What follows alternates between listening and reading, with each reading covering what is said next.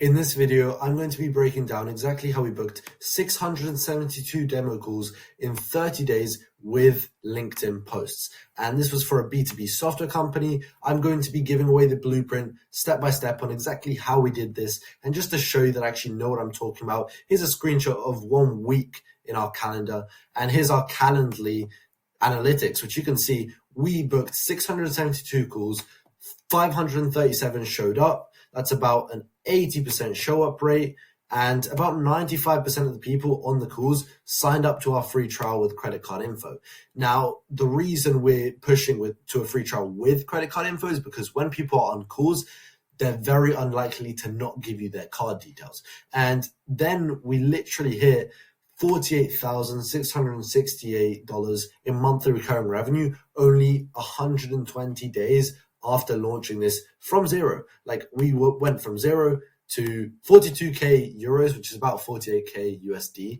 And that is some absolutely insane growth, completely organic. It was all thanks to one thing. And if you haven't guessed it yet, it was thanks to LinkedIn. Now, LinkedIn is an absolutely amazing platform. Most people watching this probably think LinkedIn's cringe, probably think LinkedIn's boring. I'm going to be showing you why that makes LinkedIn so powerful and how you can use it to scale literally any B2B offer. I'm going to first break down our organic growth strategy. It comes in 3 key pillars. Pillar number 1 is going to be the infrastructure. So we had 2 founder LinkedIn accounts. We were doing daily posts on both accounts, which is about 2 times per day, about 60 times per month. We were doing 1 lead magnet post per week. So 1 out of the 7 weekly posts would be us giving away a resource for free in exchange of people commenting. So we would say, hey, comment this word and I'll send you this resource.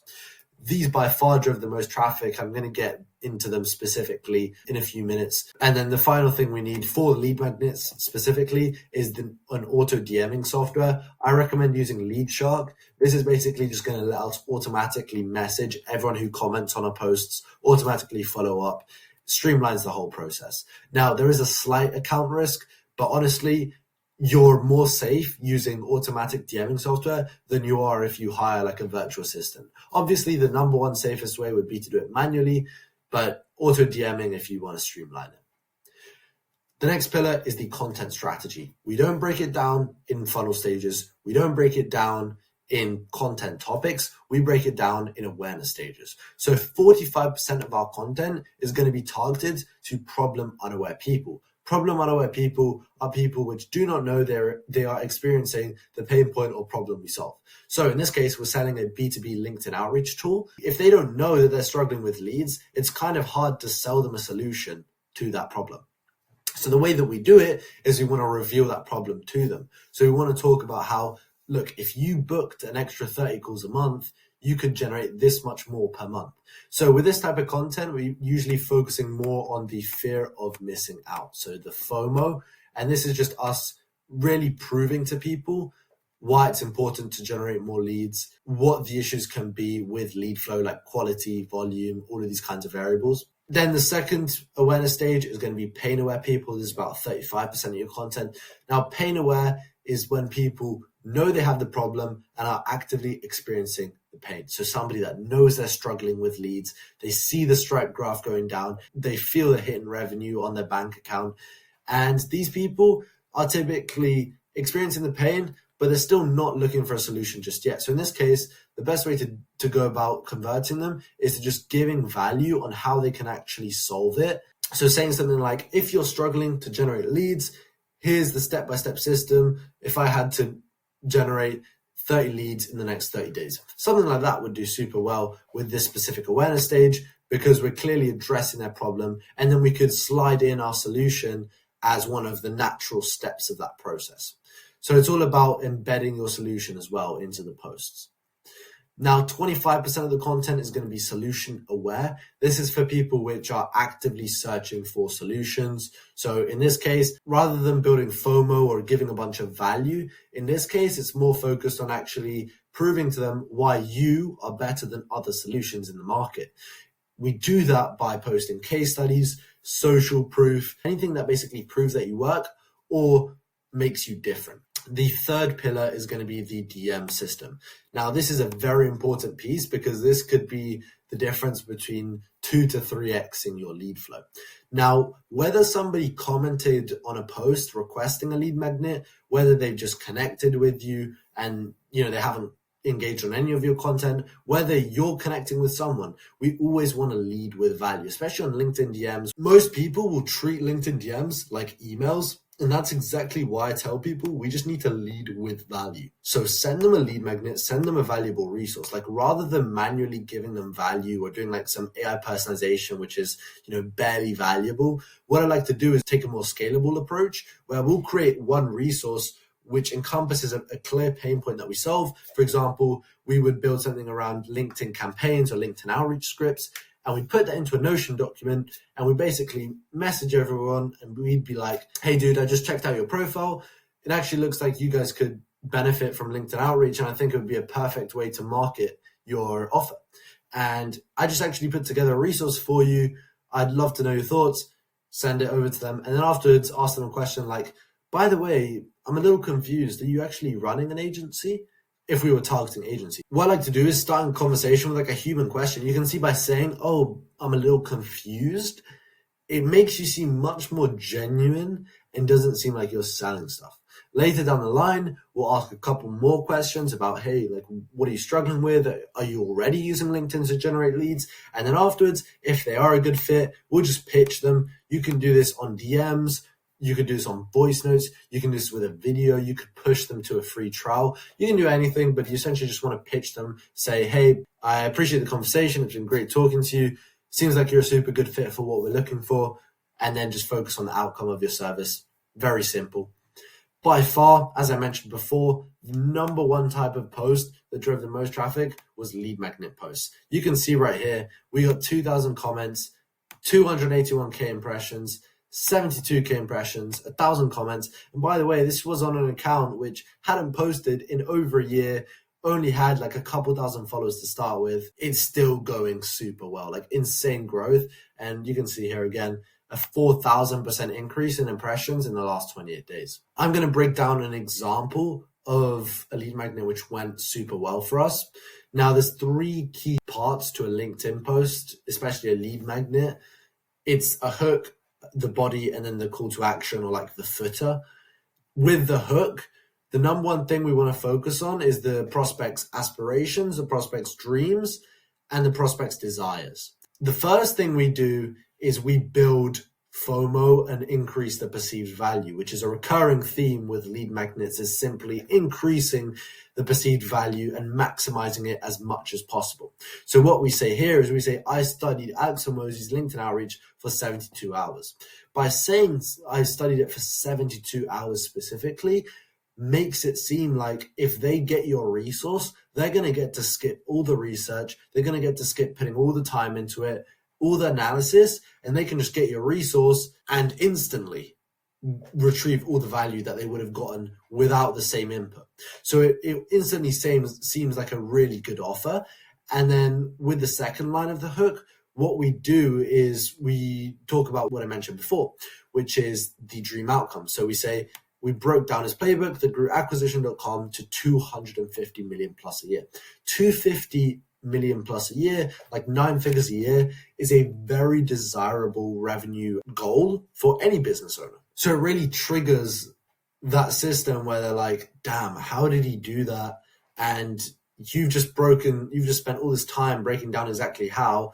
I want to know how. So built tons of curiosity, built tons of interest. And then on LinkedIn, there's a button to click see more after a hook. So they would click that to then see the rest of the post. The issue is that as soon as they click that, it's an opportunity for them to lose their attention and to just continue to scroll. So what we do here is we do a rehook, which is the third line. And that's where we make a bold claim saying everyone is doing LinkedIn outreach wrong. Yes, I know it's a generalization, but exceptions do not disprove the rule. So we make a bold claim to then hook them back in. And now that they're fully immersed in the post, and we get into the actual meat or the body of the post. One of my favorite components of lead magnets is actually giving a reason why you're giving it away.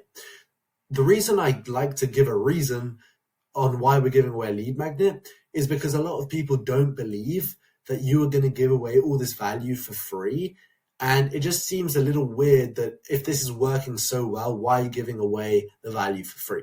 So what we do is we give a reason. So I basically explain that most people simply don't know how to do LinkedIn outreach. So I recorded a masterclass. By positioning it as a masterclass, again, increases the perceived value. Breaking down his exact process, again, increasing the perceived value. So we mentioned that most people don't know how to do LinkedIn outreach. Everyone's doing it wrong. So I recorded a masterclass breaking down his exact process, which is what he used to scale to 250 mil plus a year. And again, we're literally just maximizing the perceived value. I like to include a few bullet points or a numbered list of the key sections that are going to be covered in the resource. You can see here we have about 5 key sections. And then the final bit of adding on perceived value is just mentioning that is the same system that he's used to help his portfolio companies add 500K to 5 million a year. Again, that's a dream outcome. Like if people could add 500K to 5 million a year and they could just take that same system for free, it's a no-brainer. Here we have the call to action. So we like to do a 2-step call to action on LinkedIn simply because if you're not connected with someone, you cannot message them. So to be able to send them the resource, we have to be connected with them. So what we say is we say, connect with me, and then we get them to comment because that just boosts the post. So it's connect with me, then we have a comment call to action. I usually wouldn't have the word be longer than like 7 letters. And I would also always just make it 1 word. We just want to remove as much friction as possible and make it as easy to comment as possible. The next thing we do is we literally just say we're going to send them the masterclass. And we do add some scarcity here by saying only sharing for the next 48 hours. Whether you want this to be true or not, it's up to you. What you can do is, for example, after 48 hours, if you don't want to reply to anyone anymore, just put a link instead of the call to action. You can just edit the post and just put the link straight in there. And we have one final call to action here, which is just a nice little addition, but we tell people to repost for priority access. Whether you want to actually send them the priority access or you don't, it's up to you, but repost is just going to help further boost the post. And in terms of the media that we used, in this case, we were giving away a video breakdown. So what we did was we sped up the video to about 21 seconds, which is like a 20-minute video sped up, 100x. And what we decided to do was make it in a way that it's sped up. You can't tell anything that's going on in the video, but it just makes it seem super valuable because he's switching across all these tabs, he's clicking all these buttons, and they can kind of get a feel for it. They can get a taste of what's in it, but they don't actually understand. They don't get the full meal.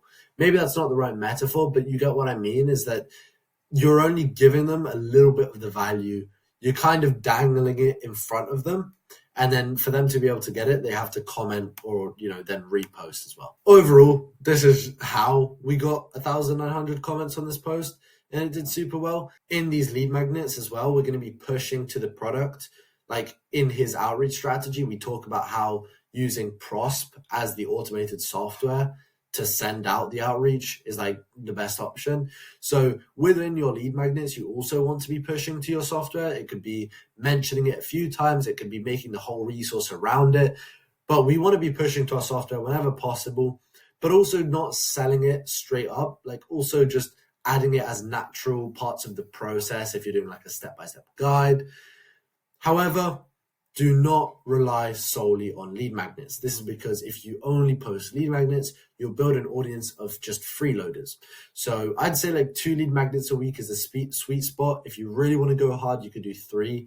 But I recommend mixing it in with other post types, for example, case studies, personal stories, breakdowns of strategies. So it could be like breaking down Alex Hormozi's strategy, but actually giving the strategy in the post. Or it could be just a list of lessons, list of tips. Now that's everything for the video, but if you do want similar results to this software company, check the link in the description.